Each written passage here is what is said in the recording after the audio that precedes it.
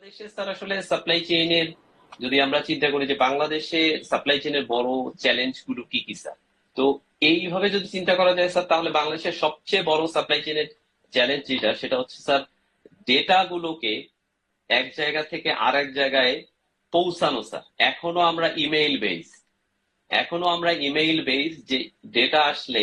Suppose sir একটা পিও চলে আসছে, সো স্টিল আমরা সেটা কি করতেছি স্যার, যে সেটাকে ইমেইল বেস পাঠিয়ে দিচ্ছি নেক্সট প্রসেসের জন্য। তো অথবা এক্সেল বেস, অথবা স্যার পিডিএফ বেস, অর্থাৎ স্যার বিষয়গুলো এমন যে যে যে ডিপার্টমেন্ট গুলো কাজ করতেছে, এই ডিপার্টমেন্ট গুলোর ডেটা গুলো হচ্ছে সঠিক সময়ে স্পিডলি আসতেছে না। এই যে ডেটার লিড টাইমটা কমানোর জন্য যে স্যার এই যে ইনফরমেশন গুলো দরকার, এই ইনফরমেশন গুলো হচ্ছে সঠিক সময় না যাওয়া, এটা বাংলাদেশের জন্য একটা বিশাল চ্যালেঞ্জ।